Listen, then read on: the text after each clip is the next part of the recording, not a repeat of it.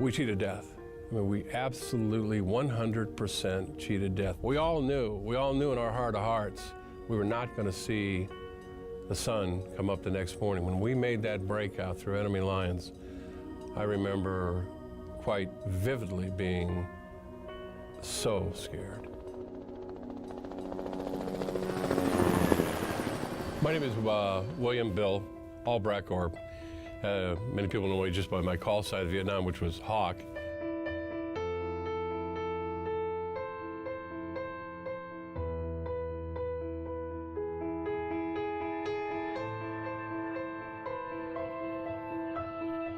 I joined the Army in 1966 as a young man, 18 years old, myself and my best buddy, Joe Murphy. Graduated from Allman Catholic High School, so we're already regimented. The nuns and the priests already had us in line for the military, so we were pretty good there. So off I go to Fort Benning, Georgia, Benning School for Boys, Infantry Officer Candidate School, in April of 1967. And it was tough. It was very, very tough, very physically demanding. So I arrived in Vietnam in August. I turned 21 mid-August and became 03 captain a couple weeks later. So arguably the youngest captain in Vietnam, certainly the youngest in Special Forces. So I went to Bù Prang, which was a very, very hot area in southern Tu Quoc up in the Central Highlands.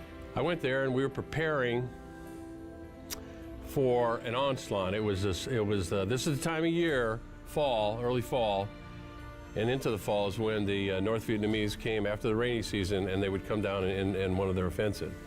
And everything but everything was pointing that there was a massive buildup coming down from the north.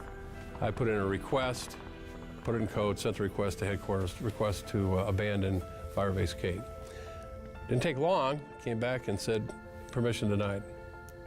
I said, give me a piece of paper. So I wrote another one. We are leaving Firebase Kate.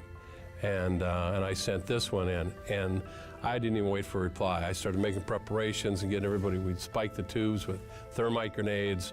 We started destroying all the documents, smashing all the radios we had then. And we had to do this very low profile was because the NVA they were looking right at us. They could see us. So we had to do this very surreptitiously.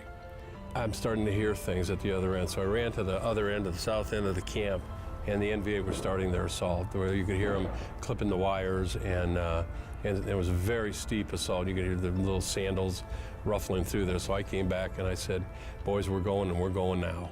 So we had to leave without any kind of air support whatsoever, and right down Ambush Hill. And when I laid there on that hill, before I gave the final order to march, I was scared. Oh God, I was scared. And I was talking on the radio to Spooky. I'm saying, hey Spooky, where are you? Where are you? Over, and I'm looking at my RTO, my radio telephone operator, big Tex Rogers. I said, Tex, this damn radio doesn't work. And he goes, sir, you gotta let go of that push-to-talk switch. My hand was frozen on that. And I realized a couple things. One, if I had any chance to get these guys out of here tonight, me and Danny and the other guys, I've got to get a hold of myself. I've got to rein these emotions in. And two, I'm not gonna see the sunrise. I will be dead tonight. I will die. And as few times that the fates allow you to know where and when you're going to die, but I knew it was going to be right there at the gap heading into Ambush Hill. That's where it was going to be. I knew that. And at that moment in time, I looked up at the Almighty, the skies. It was a beautiful night, and I thought, Lord, I know the big ranger, right? I said, Lord, I know that tonight's the night. I know that.